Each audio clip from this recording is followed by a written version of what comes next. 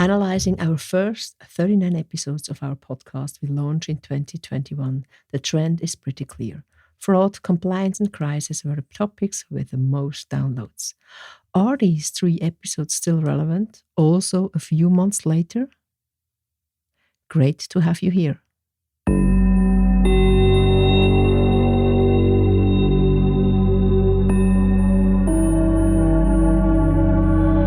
Corporate integrity, fraud, non-compliance, and cybersecurity. Would you like to understand the root causes, detect threats, and take measurements to protect the most precious assets?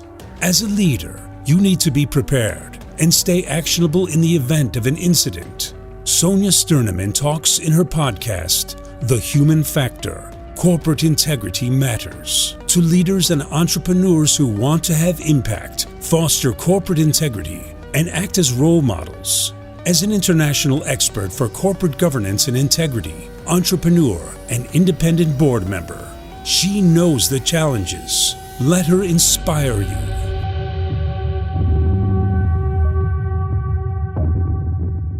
Welcome back to this new episode of the podcast, The Human Factor, Corporate Integrity Matters. After our holiday break and smoothly landed in 2022. You might be a board member, an investigator, an auditor, internal or external, a corporate integrity leader, or on your way there.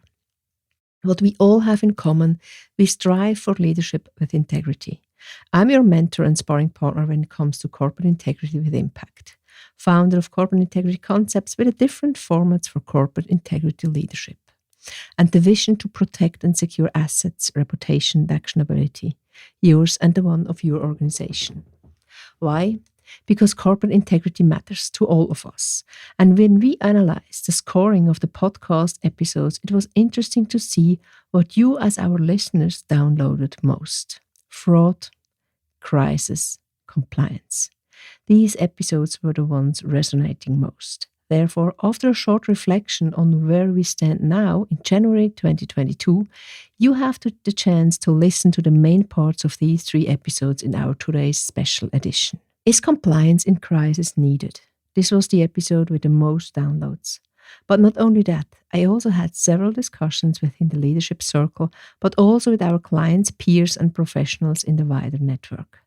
Secondly, the fraud triangle and its function as the partner in crime for any professional who would like to improve a decision-making process. For the one with you who already know me, I like tools, methods, frameworks, and gadgets. And the fraud triangle can be seen as a Swiss Army knife or an emergency kit. Not only be used when we investigate, there are many other occasions where it also helps to clarify situations and build hypotheses. Why we are all fraud risk factors scored as number 3 in our top 10 list of most downloaded episodes. It tells me that our listeners really care about what are the potential sources of fraud risks and like to understand what part we as leader play within that. With these 3 episodes, we cover the tool, which is the fraud triangle, the leadership part, where we reflect the impact, the so-called human factor, and the bigger question we all must ask ourselves, is compliance in crisis needed? By reformulating how compliance is needed in crisis, we need the 2 main other parts clarified in advance, which means understanding the human factor of fraud risk enriched by the supporting methods and tools like a fraud triangle. The answer to how compliance supports in crisis is given.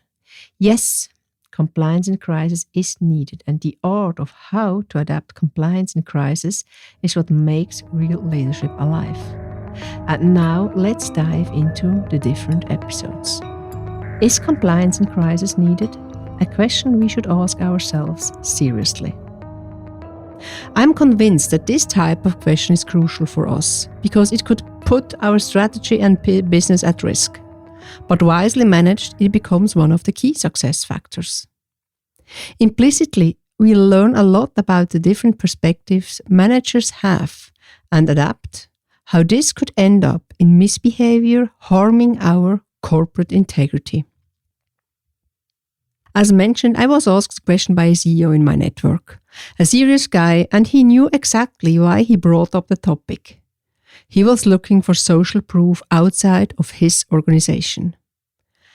And that is something which happens quite often, and I also see in our community of leadership circle. It is very supportive to hear the opinion of peers not being in the same organization. The blind spots we all have.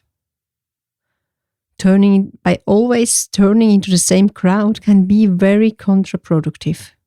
The CEO also wanted to raise awareness in his organization.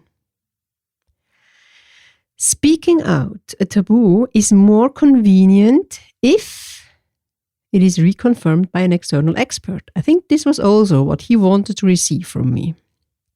And for the ones who know me already, you know the answer I immediately gave. It was quick and to the point. Why not? In my opinion, more than ever. And this question is what I call a typical thought by everybody, asked by nobody question. I think you know what I mean. And you have a lot of such questions also in your environment. And that's what I ask you back. When have you been lost in the situation you raised such a thought by everybody, asked by nobody question? And did you get an answer to it? Or have you been confronted with one? And how did you cope with it? Is the necessity of being compliant something you or your organization questions during crisis? The beauty of the podcast format is that you answer the question just for yourself and maybe bring it back to your organization. You don't have to answer it for me. You just make that for you and your own protection. The idea of eliminating compliance due to crisis reminds me back to the old days when I was a child. Haven't we always tried to profit from exceptions? For example, the exception to stay up longer when guests were at our house. We always tried it because it was an exception and I expected that I can stay up a little bit longer.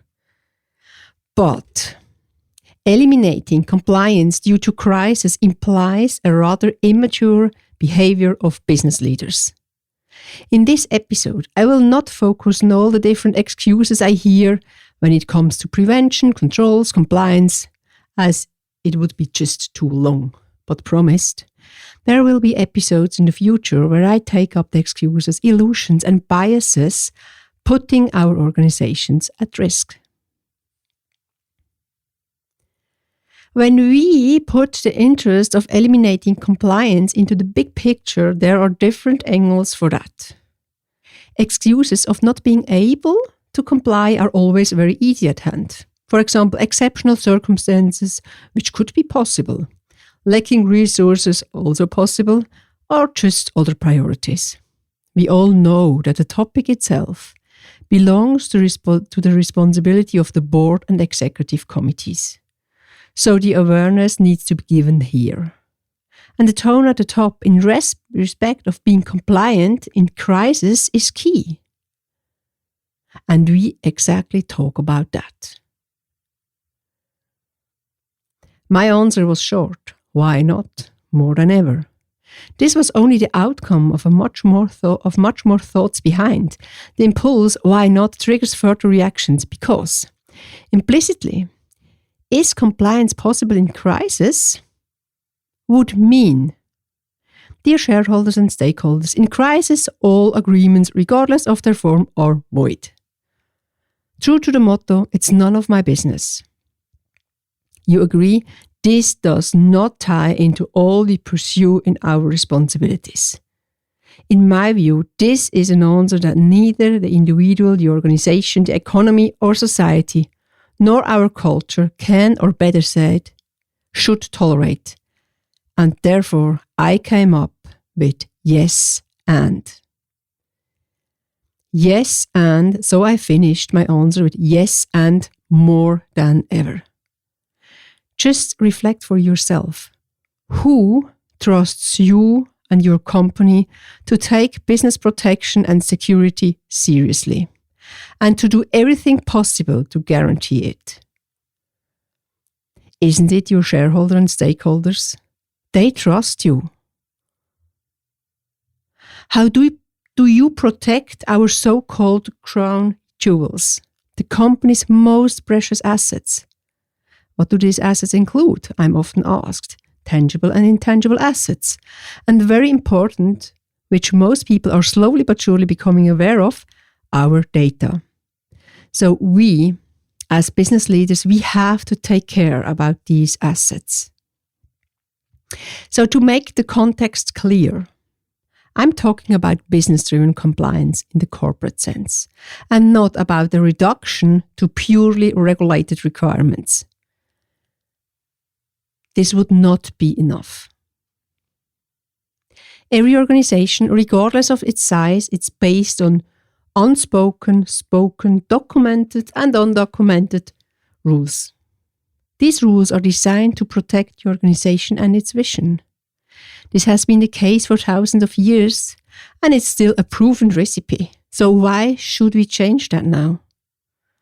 And as you might already know, I prefer to bring parallels to the business world, and especially when I talk about rules, compliance, risk, and governance. It helps to understand the underlying goal, the intention, and it nails it down. And what I learned is, if I am not able to explain something to a 5-year-old, I will risk that anybody understands it when I explain it. Imagine, and that's what I would like to do with you now, I will bring you back to a parallel world of business and then coming back to our business world again. Imagine a picture with people who let themselves be told something. 10 crew members sitting close together. Yes, of course, before the pandemic. It was the year 2008. Can you imagine what it is? It is the instruction of a crew on a ship that is foreign to them, and that must be transferred from St. Martin in the Caribbean Sea to Portugal in Europe. Beautiful weather. There were indeed countless activities which could also be on the radar of the crew, and maybe more interesting than just listening to the instructions, to the safety instructions. So, why do they do that? Who are they doing it for? The law? The auditor? The supervisor, authority, or regulator? Nope. They just do it for their own safety. They are preparing for the crisis. When I set sail with this crew to cross the Atlantic, we all had a common goal: to arrive safely in Europe after more than 3,500 nautical miles. The initial situation we had was as following. We did not know each other. We transferred a boat which wasn't ours. We did not know from experience about the expertise and skills of the other crew members. So it sounds like in business. The first thing we defined was our rules of conduct on board. So maybe it rings a bell. Let's talk about the code of conduct. We also defined checks on compliance with these rules and the procedures to be followed in the event of an emergency, which is a so-called crisis.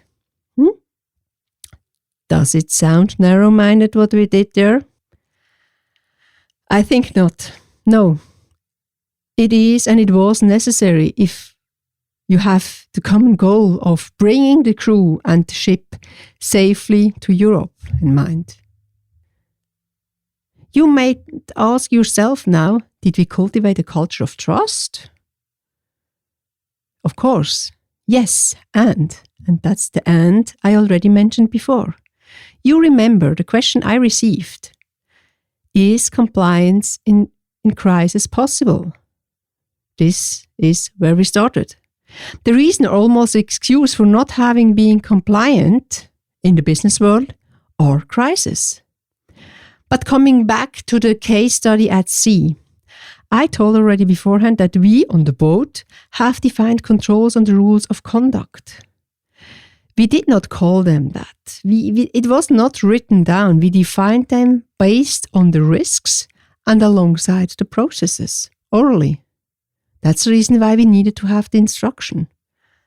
I'm happy to share some examples with you here and maybe also in further episodes we are going to have together.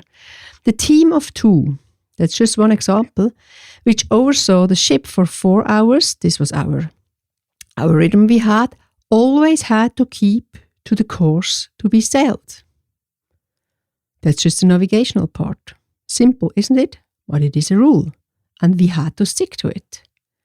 Also, another one which was very important, and I could tell you more stories about that, is every 30 minutes, the whole boat was checked for irregularities on deck by one person while the other person was on steering. Who did we do this for? For our safety and the seamanship. All sailors among you know how many rules we have to follow to our own safety. What do these safety net in our companies look like? So we are now back in business. I'm pretty sure that with analogies like the one mentioned before, we are raising awareness and understanding why compliance is even more important during crisis. As a result of the current crisis, priorities have been redefined into the so-called crisis mode of those responsible, consciously or unconsciously. There is a strong suspicion that this happened unconsciously in many organizations, which increases the risk of misallocation of their resources. For example, projects in compliance management system, fraud risk assessments, fraud management, incident management, and so on were stopped, not started, or completely aborted. Any measures that have been decided are therefore not implemented, which in turn increases the opportunity and thus the risk of non-compliance, regardless of the pattern. And by the way, it also includes the whole range of cybersecurity issues. It needs a culture of integrity rather than only a culture of trust to succeed. Many companies, especially in the international environment, have successfully implemented the transformation towards corporate integrity too, or are on the way to doing so. As per my understanding and what I see out in the field, this requires courage and leadership, which means personal responsibility. From my point of view, especially in crisis, this is the most important character traits of all those involved across all hierarchical levels. The conscious movement towards a culture of integrity consists of different components and begins, at least, with the role model function, the walk the talk we all have as business leaders. We need the integrity of those responsible. The tone at the top means by the board itself, but also the individual board members. The strategic sponsorship is key for integrity by the board and the C-level. And the binding nature and reliability of implementation needs to be taken serious. It means you have measurements, you have sanctions in cases of misconduct. And the so-called speak-up culture needs to be implemented by all roles and functions. And a further advantage, as currently public cases demonstrates and can be read every day in the news, corporate integrity also enables rapid adaptation to changes like technologies or crises. For the compliance of a company, this means not waiting for what is required from a regulatory perspective, but evaluating what is needed to be successful on the market in the next decades. The question is not whether compliance is possible in crisis, but how. So creating a culture of integrity during crisis overburdens those responsible. Promised. And then it's just too late. For this reason, it is crucial that it's continuously established and lived over time. Regardless of whether the auditor checks compliance with the regulations, it is not only regulation-based, what I'm talking about when we talk about corporate integrity. I think now it's already time to come up with my final tips and insights. We started with a question, is compliance possible in crisis? My answer was, why not? Yes, and more important than ever. And how are we now going to implement what we have heard into practice? I always suggest to make it as tangible as possible. Otherwise, we as humans do not get into action. So have you analogies from your world to make compliance more tangible to your audience, your stakeholders, your team? If not, of course, you can share the story I brought up here. That's my personal story, and you can share it how we acted as a crew bringing the ship from the Caribbean Sea to Europe. The following 3 key facts are an easy start for the conversation with your peers and in your organization, and it will already work towards awareness and prevention. First, shifting priorities due to crisis at the expense of compliance exposes the organization to increased risk, so please avoid it. The ability to adapt strengthens the resilience of companies and enables them to survive these crises. So please take a look at your resilience within your firm, but also your own resilience. Social control intervenes better in crisis due to the increased individual pressure. So we will also talk about this pressure topic in more detail in one of the upcoming episodes, but also what we have learned now during this crisis of more than 12 months. The social control changed and also the behavior of the people. So ask yourself and your organization, how do these 3 key areas of prioritization, adaptation, and social control work together to protect your business?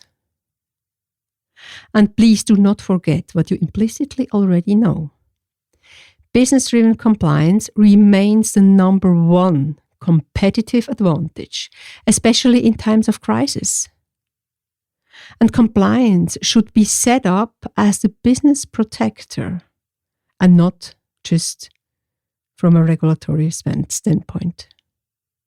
My personal conclusion is that the purpose-driven compliance is just needed in times of crisis to protect assets, no matter which are important to you. You define it, you name it, and you make sure that these assets are protected. Especially in crisis, we depend on social control. And I can tell you that if someone in our seamanship had not done what we had agreed before, things would have been very uncomfortable. And everyone saw that the rules which were supposed to protect us were respected. So we also had our social control on the boat. In terms of compliance, that means that misconduct is addressed and reported. The still frowned up speak-up culture uncovers and protects. So think for a moment about a situation or an organization in your direct sphere of influence that could take a turn for the better here. I personally trust that the knowledge of the processes in the old world alone are not enough, but requires adaptation to the new requirements. Therefore, facing constant currently also crisis-related changes, which lead to an increase in fraud cases, non-compliant cyber attacks, more than a culture of trust is needed. we talk about corporate integrity.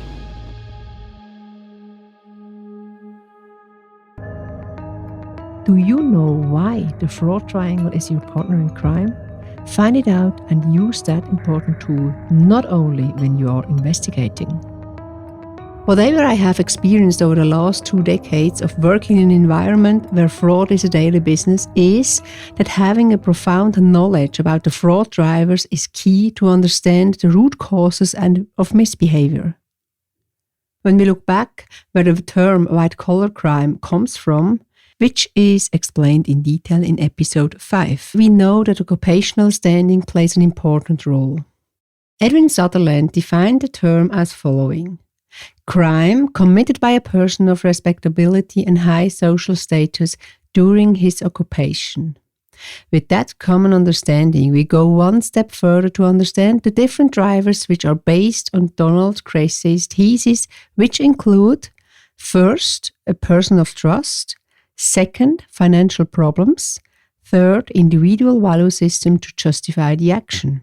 That hypothesis will lead us to further analysis of the 3 drivers. And here I also like to mention the common beliefs I hear when I introduce the fraud triangle in companies, teams, or classrooms. Yes, it is a very simple tool. In my opinion, that's exactly the beauty of it.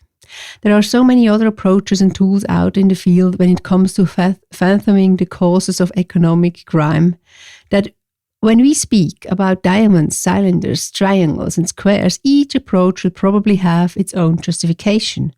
But the basis, however, is the original fraud triangle, which was explored and developed by Donald Crises in the early 40s as part of his dissertation. What I have learned is that the easier it is to understand, the more often such tools are used. And that is exactly what I want to achieve with the fraud triangle.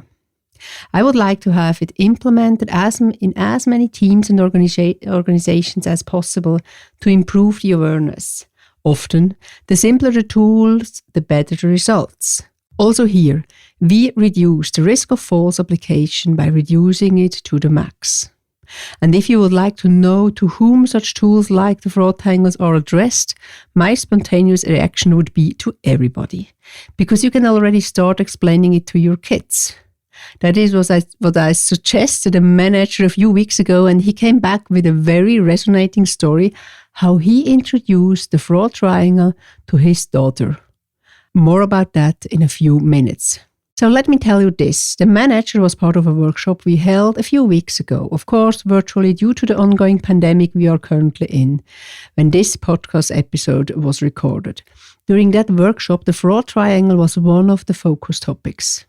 And at the end, we also reflected on how they could now implement what they have learned back in their organization. What I usually like to do is to break a complex topic down to make it understandable to a 5-year-old child. I'm not saying that we need to oversimplify, but to make it radically clear, and that is what will stick at the end to anybody. So the manager decided to explain the fraud triangle to his daughter by using the misbehavior of stealing or borrowing, or however you would like to name it if a child is doing that. So it was the stealing of ice cream from the freezer. I'm not yet going to all the details of this story, but at the end of this episode, I will do so, promised, and you will hear what he told her daughter. Keep the ice cream in mind over the next few minutes when I explain the fraud triangle to you as a grown-up business leader. So let's take a step back and think of fire as a metaphor for economic crime. I will now use that metaphor for the next few steps. In order to prevent fire from breaking out, it is important to know what could start a fire and how to prevent it from breaking out. These conditions are also essential in understanding how to create effective and efficient anti-fraud programs, or how to conduct risk assessments as such, taking into account the different perspectives. The theory of the fraud triangle supports those responsible along the entire life cycle of white-collar crime and economic crime, and is applied in practice as a procedural method in various stages of the first prevention, then detection, and reaction. which needs to be identified. It's also part of the risk identification process, how we generate hypotheses and how we prepare and conduct our interviews, or even though how the identification of relevant sources of information is done. So let's start with the first leg of the fraud triangle. So it's the motive. Do you remember back what it meant? A trusted persons become trust violators when they conceive of themselves as having a financial problem which is non-shareable. That is the motive. In metaphors, a motive is the heat and thus the strongest element of the fraud triangle. The motive pushes the individual to find a way to eliminate the perceived uncomfortable initial situation, so-called pressure, and to satisfy the needs in this regard. In the case of Crises hypothesis, this is the financial problem to be solved without involving a third party. It could be a personal pressure from family, friends, or society to achieve and or maintain a certain standard of living. That's also what we see when we directly discuss with the fraudsters. It could also be that they need to achieve a certain targets, maybe on the part of the employer, in order to receive the promised bonus payment as a result. Or it could also be the external pressure due to changes in the economic situation, the competition you have out there, and how you depend on customers, for example. Or maybe it's also some kind of addiction, financing addiction to gambling or drugs or whatever, in order to be able to keep it as long hidden as possible. Maybe it's also a lack of money due to expensive medication that has to be financed or for a sick family member. All these are motives we hear from our fraudsters. According to research, the motives of crimes are very often relationship-driven, also in the case of economic crimes and cybercrime. This means that it is about relationship constructs such as from and to ex-partners, jealous partners, school or work colleagues, or of course, also employers and other employees. The fact that a loyal and long-term relationship is also entered into between employee and employer, depending on the cultural background, should not be disregarded when you are going to analyze the motives. Often it is really underestimated, and you have to make sure and you have to keep in mind victims and perpetrators usually know each other already for a longer time. The second leg we talk about in the fraud triangle is the opportunity. Do you remember the second driver that we discussed last time? It was described as being aware of this problem can be secretly resolved by violating of the position of financial trust.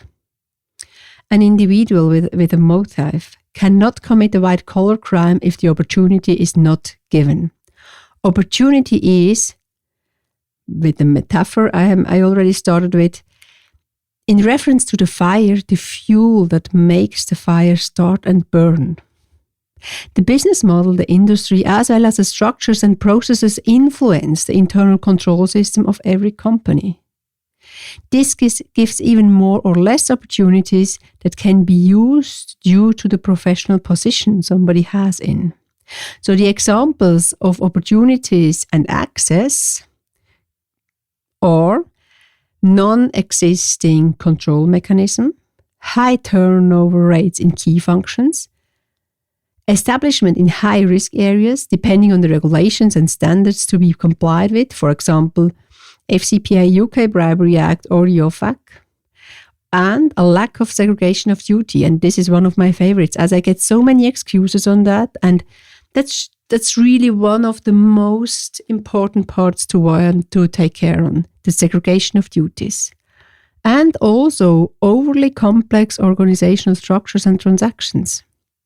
So the opportunity can, due to the considerably increased regulatory and legal requirements in the past 15 years, be the most easily prevented procedurally and technically part within the framework of internal control systems. So this is the opportunity can really be managed. The introduction of a collective signature power already massively reduced the risk of fraud by internal perpetrators. But however, it must be considered that it is not the number of implemented controls that is decisive for the reduction of risk, but the design of these controls. Often I see there are too many controls which do not support the business at all and do also not prevent from fraud. So the identification of effective risk minimizing controls is of great importance and requires comprehensive knowledge in white-collar crime patterns, including the topic of non-compliance and cybercrime. Often that's forgotten. The opportunity in the form of access to relevant data plays also a key role in the territory of cybercrime. So without the authorization or opportunity to obtain, a cybercriminal's modus operandi is compromised. So there are many different methods of gaining access, like, for example, by withholding access authorizations, keys, badges, user accounts, or by using social engineering methods that enable the perpetrators to obtain sensitive data. And when we now go to the third leg of the fraud triangle, we talk about the rationalization. Do you remember the hypothesis on the rationalization? It was described as and are able to apply their own conduct in that situation, verbalizations which enable them to adjust their conceptions of themselves as trusted person with their conceptions of themselves as users of the entrusted funds or property. In metaphors spoken, the air or one's own justification keeps the fire burning. This third leg of fraud triangle is one of the most complex when it comes to anticipating and mitigating it. Please do not forget, the human brain is conditioned in such a way that no actions are taken unless they can be rationalized. Remember when you last time rationalized something for you, for your behavior? And this begins with the simplest actions and ends with the most essential decisions. This is also the case when it comes to not complying with guidelines, regulations, and laws. These actions and justifications are rationalized to oneself and compared with the individual value system and personal beliefs. Recording and assessing this value system and its beliefs is highly relevant in the context of recruiting key positions for your organization. Often, it's not taken into consideration. But that's a topic we are going to discuss in one of the further episodes in the future. So the human factor with the potential to pose a risk or danger becomes more tangible through its components or rationalization. In practice, the justifications that the investigators learn from the perpetrators during the investigations are of particular importance because they allow the hypothesis to be further developed, give clues to possible evidence, and make it possible to read the offenders in terms of profiling. In the three legs of the fraud triangle, it can be said that they are very closely interdependent. They all go together. As mentioned at the beginning, fire requires several components to burn and stay burning. The same is true for white-collar crime. And the saying we have in our industry is, circumstances overrule morals. Because if these three conditions exist at the same time, the risk that an individual will be tempted to commit a white-collar crime increases to a maximum. As soon as one of the three legs breaks away, the act does not take place. An action does not take place until the individual has rationalized and justified it for himself or herself. Without opportunity, an individual cannot follow their own motivation, even if the justification exists. Likewise, without the motivation, no individual will come up with the idea of justification, nor would this be possible without the driver of motivation. And finally, without motivation, no one will look for useful opportunities. So based on Donald Davidson's insights into the interdependencies of the three drivers, concrete measures for practice can be derived. To ensure effective fraud risk management, it is necessary to focus on the elimination of at least one of the three drivers. So the ultimate goal should be to eliminate all drivers, which in practice requires a high investment of resources and is therefore illusory. Nevertheless, it is important to consider these three drivers and their interdependencies at different locations in the organizations and their processes, and to initiate appropriate measures. One of the core elements remains the screening of third parties, so individuals and also legal entities, through background investigations. So the risk of becoming a victim of white-collar crime can never be completely eliminated, but active management of the drivers in the form of comprehensive fraud risk management can significantly reduce it. So also the fraud revenge is in particular one of the motives of cybercriminals. And the fraud triangle subsumes the feelings of revenge, primarily due to a lack of appreciation, confirmation, attention, in its various forms under the aspect of justification. So the justification is not always clear from the outset, neither for the cybercriminals nor for the real-world perpetrators in a non-virtual environment.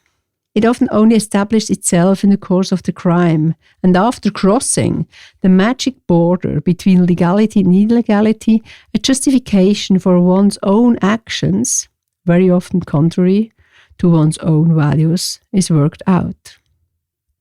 So for this reason, the motives and justifications can neither be kept razor-sharp apart in the real world, nor in the territory of cyber. They always go together, but the opportunity can be separated. So with the human success factor at the center, motivation as a driver of white-collar crime and non-compliance becomes the most relevant and thus essential adjusting screw that needs to be identified, understood and adjusted.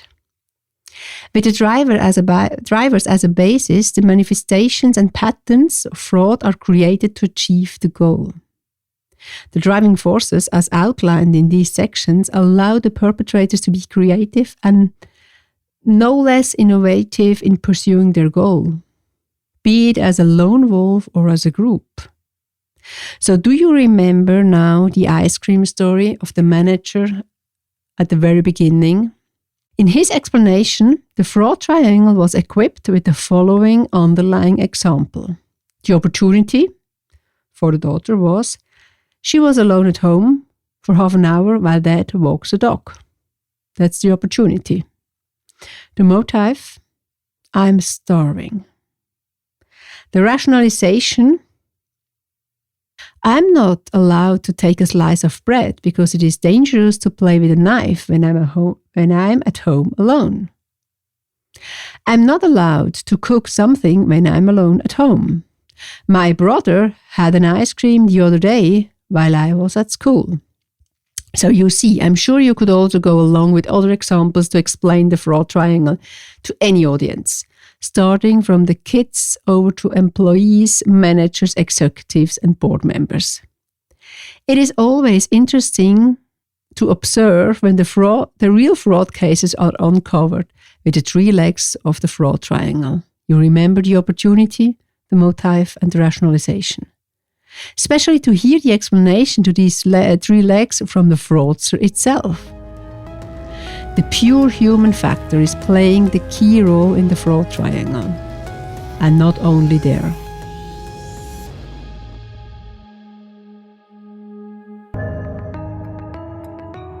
Let's have a look behind the scenes and find out why we are the main fraud risk factor. We all should keep in mind why this topic is important for us, because if we do not, it could destroy our reputation, organizational value, and for those of you caring about finance, it will also decrease our margins and profits. And I think that's important enough to protect. As you might already have heard in the last episode, my professional journey started in 1992, and since then I'm exposed to hundreds, if not thousands, of real cases out in the field. I am observing how the new technologies are blamed.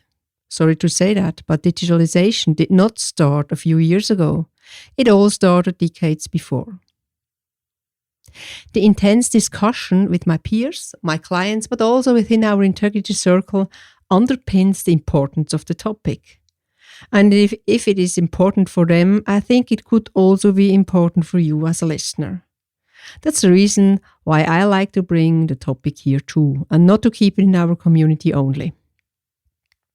As most of the topics questioning behavior, also this one is a sort of a taboo managers often don't like to talk about, especially not in public. It is much easier to blame technology, processes, than agreeing that also we, as a human, could have fraudsters in our rows. We don't want to blame people. We rather like to find it in the technology. Often it is seen as a failure if we do not have the right people in our teams. That the taboo is just one part of the neglecting what is going on. But also the excuses why it cannot happen to us is very common. And I always have to smile by myself because it could happen to everybody. It remembers me back to the days at school when the excuses were not as creative for being late. You remember? But I can tell you, it could really happen to every organization, every exposed person, every business leader. And you will hear a lot of cases during the upcoming episodes too. Of course, always fictive, but with the patterns you understand what's going on. And even more details in our Corporate Integrity Academy are discussed. Or if you are already a part of a board or a C-level, also in our integrity circle. I would like to put the fact of we as humans are a risk factor in fraud into the big picture. Because it's not that easy. Because from a responsibility aspect, it definitively sits at first hand on board and executive level. To supervise, give direction and lead a team and organization. It is the so often recalled tone at the top.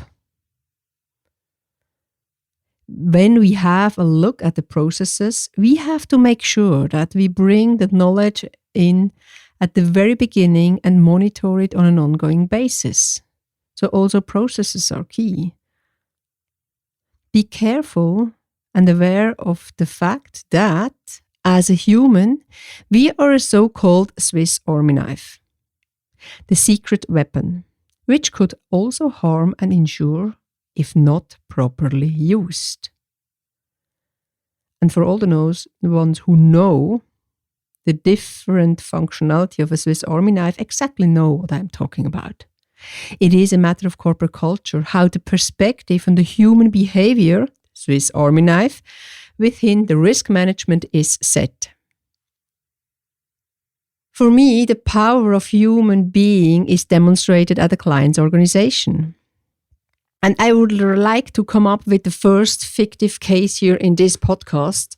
So sit back, imagine a more than 60,000 employee big company, privately held, and still led by the founder in the first generation. They are globally active. She, as the founder, strives for integrity and is an entrepreneur by heart. She loves what she does and she has a big vision. And she already mastered a lot of challenges before. She wants to be the best in class and therefore they already implemented. First, a compliance management system, an internal control system, and of course the 4 I's principle, which is part of it. And also when it comes to signature power, they follow best practice. So basics are done and even more with the comprehensive compliance management system. But When it comes to the essence, and we talk about the details of the code of conduct, which is just one element, but a key element I will always bring up again, because it's so important that we understand what could happen if we don't have one. The code of conduct for that organization is in place. Everybody understands it differently. What happened there? What kind of risk is the founder and her organization exposed to? Just reflect about that you have a code of conduct and nobody understands what's written there. The daily business life, how they understand to conduct business, overrules the good intention of the founder. But what happened? How was that possible? I would like to analyze the fictive case on different levels, on 3 different levels. First one, pressure. We have to question what is the missing part or was the missing part. People were not asked during the implementation phase, nor when they set up the code of conduct. Nor did they understand how the code of conduct impacts the business and their role and function. We, as a business leader, cannot take it for granted that our employees understand what we have in mind, especially if it's not clearly formulated. It's just impossible for them. And I think sometimes also our peers do not understand what we have in mind, as long as we are not able to formulate it and bring it to paper or screens or whatever these days. Means also the implementation phase did not cover all the necessary aspects. The key elements were missing. It was just not on the radar. They were not aware of what is missing, and it was not done consciously, of course. If they would have known what happens out there with this code of conduct, or better, what does not happen, they would, of course, have taken another path to do so. This was pressure. The next one is corporate culture.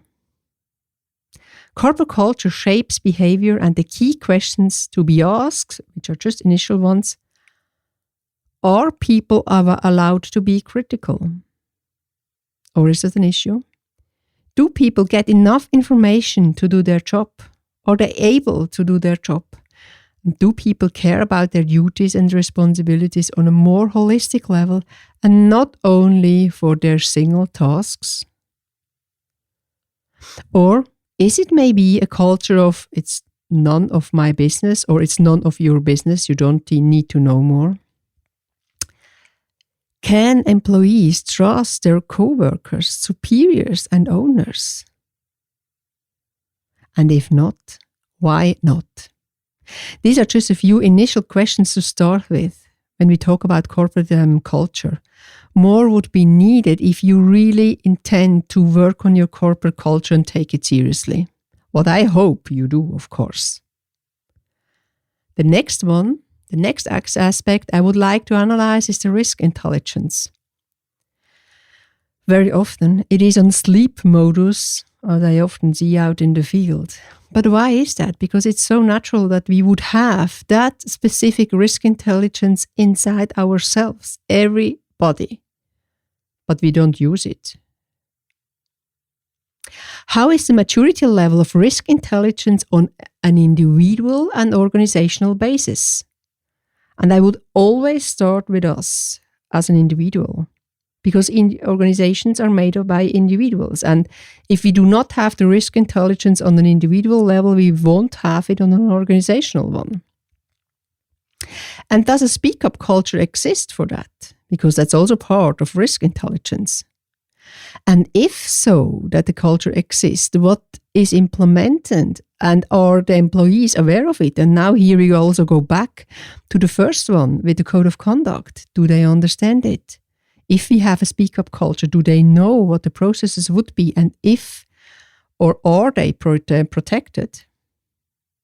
And beside these 3 focus topics we covered right now, pressure, corporate culture, and risk intelligence, I would also like to mention that we all are biased.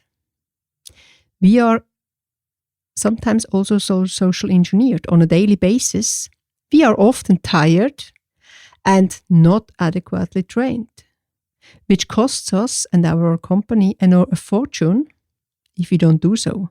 And a lot of employees are not able anymore to trust their intuition because they don't know how to.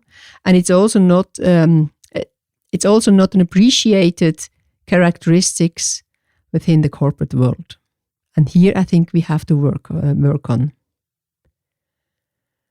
But last question and final tip, how are we now going to implement what we have heard into our practice, into our daily life? I always suggest to make it as tangible as possible. Otherwise, we all know we as humans do not get into action. The following 3 easy applicable steps could be implemented without asking for a large investment budget. And it will already work towards awareness and prevention. And that's what we want to achieve. So, let's analyze your current situation. What do you know about the topic? What are you doing, or we as an organization, of course, it's always me or the organization. And how actual are the information? Do we have the knowledge to do so? Then our human behavior is the key critical factor. What kind of goals are we setting ourselves? What is the minimum target to be achieved by every leader, by every business leader? See the example and case study we discussed before within our organization and by when. So a goal without a target and a deadline is just a wish. That was said by a friend of mine, and I can fully support that. And what are the measurements to be taken? What do we need to implement, and by when? What kind of investment decision should be taken, and who might be the sponsors? Because not having a sponsor is quite difficult in a corporate environment. So the most important learning for this episode is rather a question I offer you as the take-home assignment. And for those who heard the first episode know that I will always serve you with such a reflection question. Is the human potential underestimated? And when we talk about risks, we always have an upside and a downside. I am convinced that the individual and organizational risk intelligence is not yet enough empowered to protect the assets and the reputation. How do you rate it in your environment? Last but not least, sensitizing needs improvement too. Are we aware? The awareness is still missing, and this leads to a collective missing knowledge base which also hinders the implementation of the measurements. Because if you are not aware, I think you can also not expect that your employees can understand the code of conduct. Repeating the 3 key elements steering human behavior related to fraud risk I talked about are pressure, culture, the corporate culture, and risk intelligence. If you take the first initials here, it is a so-called PCR test, which has nothing in common with the actual pandemic, but rather how we protect our business, our stakeholders, and our shareholders.